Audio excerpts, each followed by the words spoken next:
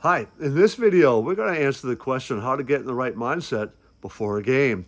What we're really going to be talking about here is the process for getting into the mindset that you need to perform at your peak, because ultimately, that's what that word right really means.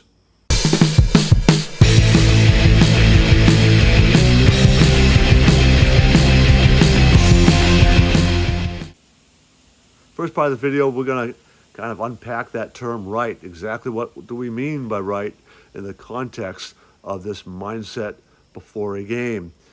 We're going to take a look at state and its importance in performance. In any performance that you do, why is state so important?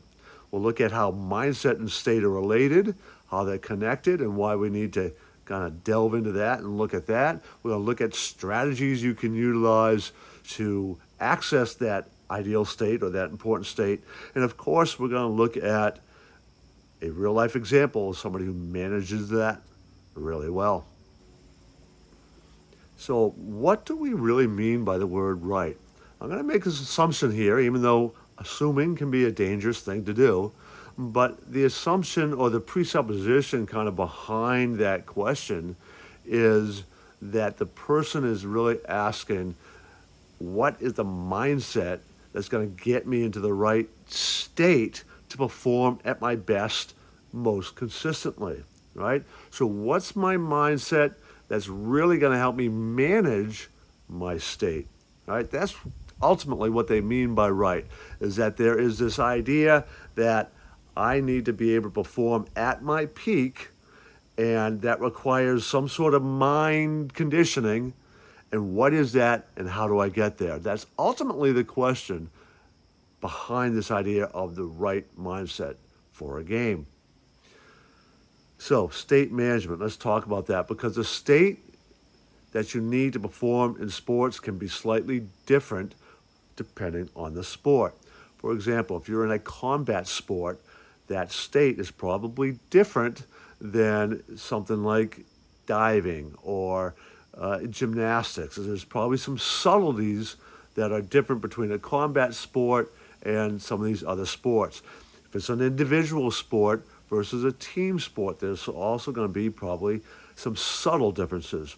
But ultimately, there is a common thread in all sports, and this is the idea of being in that flow state. And this flow state is this idea where time slows down, the game slows down. You've probably heard that term utilized by commentators and athletes themselves. I was able to slow the game down. Things were just seeming to flow naturally. I could see things so much clearer and bigger and brighter, whatever it is, depending on the sport. So that particular state, that flow state, is a common element in any sport.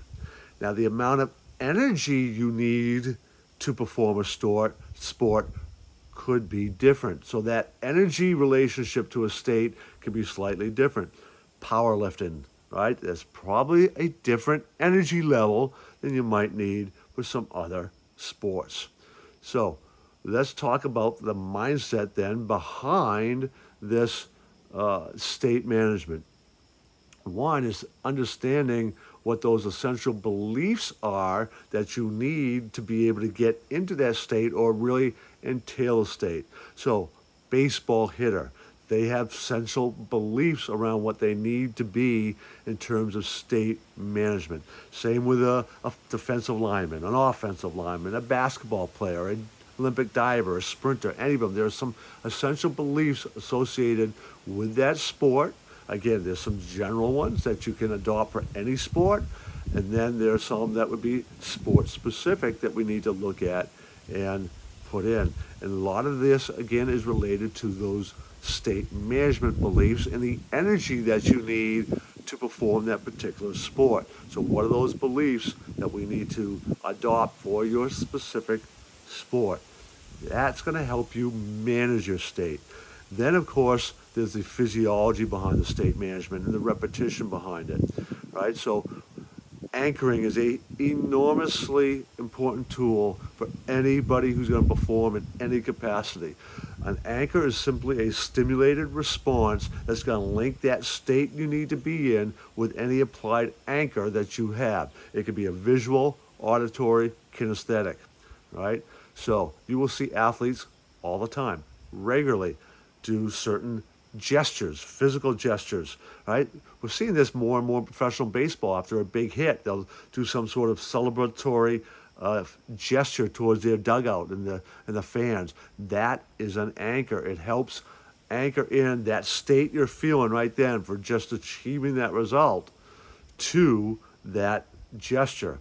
Now, it's important to remember that that is an after effect anchor, which can be good, but it might be slightly different than the state that you actually needed to be in when you were hitting.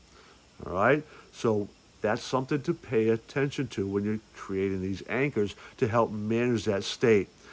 The other important thing to remember with this is you can visualize perfectly. So even if you haven't totally experienced that state, you can imagine experiencing it, and your brain can't tell the difference between vivid imagination and reality. So you can utilize that imagination in order to get into the state that you are quite sure you need to be in to perform at your best. And then you can learn to anchor that in. All right, probably one of the great examples of this state management and this right mindset was seen in Olympic competition in 1988. For those of you who are old enough to remember, Greg Louganis was one of the greatest divers in Olympic history. He started as a teenager, dove competitively up into his 30s, and he set all kinds of world records, all kinds of American records. He is considered probably the greatest diver of all time. Well, in 1988, during the springboard diving competition, in a dive that he performed, he hit the back of his head on a diving board, had a minor concussion, required stitches. So after that dive, he went back, waiting between dives. They stitched him up, checked him out. He said he was okay to go. And then they showed actually him background, listening to some music, and you could actually see him visualizing and going through his dive, getting himself into the right state. Now, he had, at this point in his career, been diving for some time, and he was already considered the best in the world.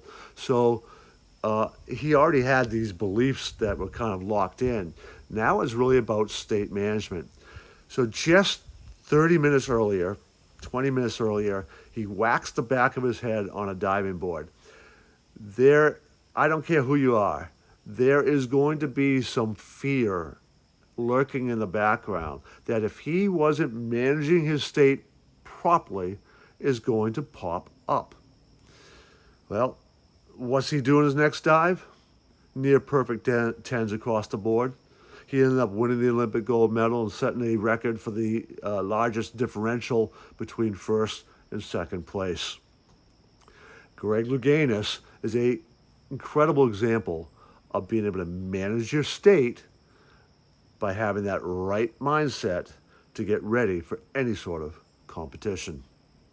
I invite you to subscribe to this channel, check out our other videos, but also you may very well want to check out our free webinar, The Psychology of Winning, that will really delve into a whole lot of this psychology aspect of sports.